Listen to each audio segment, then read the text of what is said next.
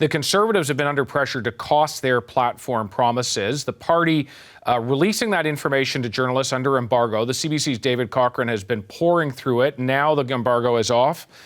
David, bring us up to speed. Big numbers. Yeah, David, I'll give you the top line numbers and then highlight a couple of measures that I think are really going to stand out and could play a role in the debate tonight and in the English debate tomorrow. So there's a 5-year costing horizon in this. And what the numbers show is that it's $51 billion in new spending from the Conservatives over the next 5 years. They project that the deficit will fall to about $24.7 billion by 25-26, and that is $7.3 billion lower than the Liberals. So it's less spending in a 5-year horizon with a lower deficit.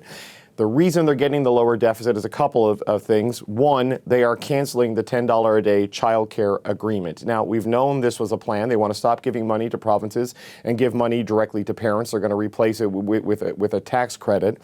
But there's some clarity on things, including the $6 billion that Premier François Legault of Quebec got unconditionally to boost childcare in Quebec from Justin Trudeau.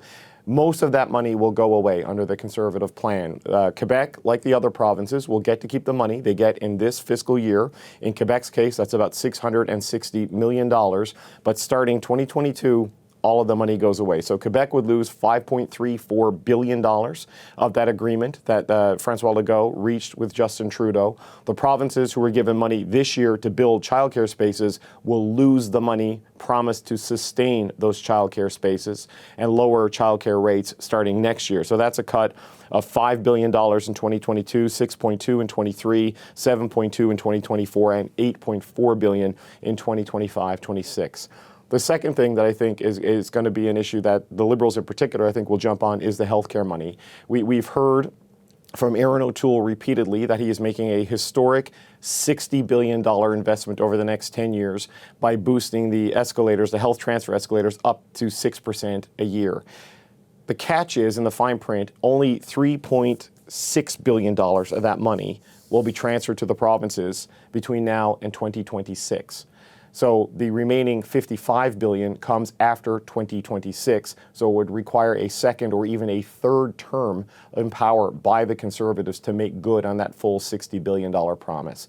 So the fine print shows just how the healthcare money starts slow before ramping up drastically at the end of this decade, but small numbers over the next few years, and the hit to the childcare arrangements that a lot of the provinces are counting on and that the Liberals are campaigning on is pretty clear with some clarity on what's going to happen to the $6 billion Quebec has been banking on. Okay, so three big headlines you've brought to us. When the deficit goes away, the childcare money, which does go away, replaced by this tax credit, but canceling even what has been given out there. And then the idea of healthcare transfers, yes, they happen, but would happen much, much later on in that decade-long period. What isn't costed under what the Conservatives released? Well, what's not there is a precise date for when the budget will be balanced. It's going down to about $25 billion by 2025-26. They say they're on track to have it balanced by the end of the end of this decade. But with the ballooning health transfers at the end of it, we don't have a costing projection that shows exactly when they get there. The other thing that they've moved away a little bit from, or at least put qualifiers on, is that in the platform as written, Erin O'Toole says they're counting on 3% economic growth in Canada. Now, most private sector economists point to 1.6 to 1.8% growth.